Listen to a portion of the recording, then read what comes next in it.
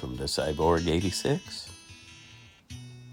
I've been working on prototyping this little semi as a benchtop driver. And we'll be talking about that today just a little bit. While I'm doing that, Miles is getting ready to work on the smart car. Looks like he's going to work on a tire or an axle or something.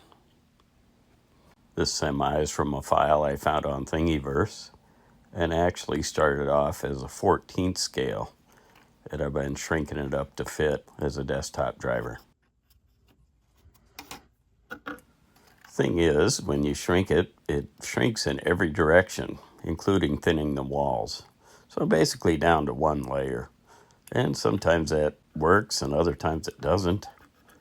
In this case it worked and looked pretty good.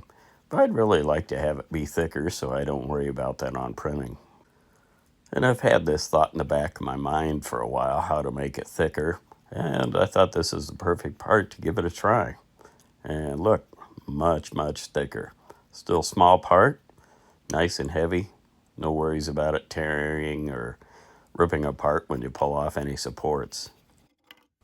I was able to do this all in the slicer in just a few minutes. Now let's have a look at how I did it. So here I'm in bamboo slicer, and that big part right there is the original size. Fills up the whole plate on my A1 Mini. If we look up the measurements here, in the scaling it's 160 by 110. So yeah, pretty much the whole plate.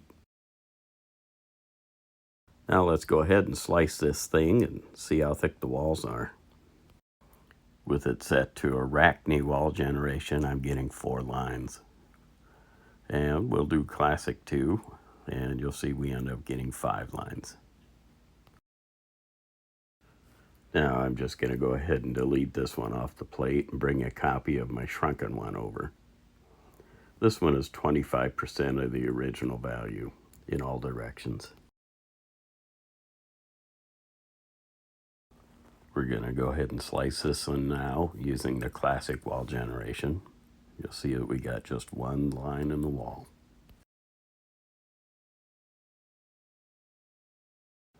And with the Arachne, we also get just the 1 line, of course. So here comes the easy fix. Wait a minute, Miles says there's a problem in the shop. Whoa!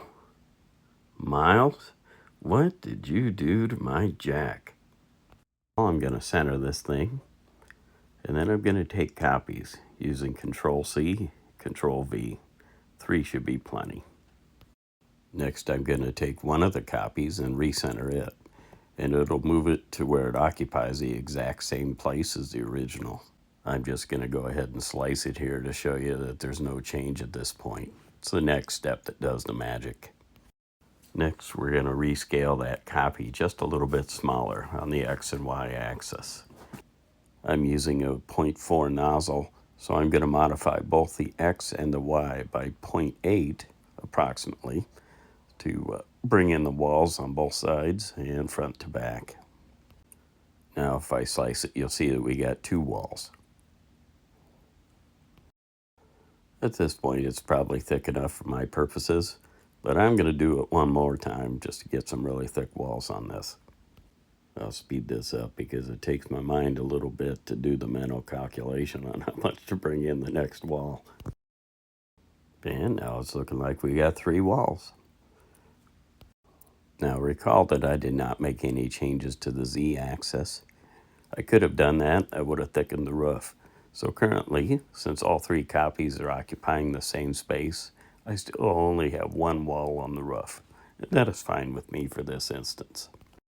Here's one other quick tip for you. You might notice I have a lot of layer lines going down the sides. Didn't used to have that until I moved my printer to a different part of my workbench. The vibration is a lot stronger on that end of the bench, and it's less stable, so now it makes all those layer lines. So it looks like I have some more rearranging to do. Well, I hope you found this interesting and maybe helpful if you need to shrink any parts. I'll keep working on this benchtop semi and keep you posted. So subscribe if you'd like to see that.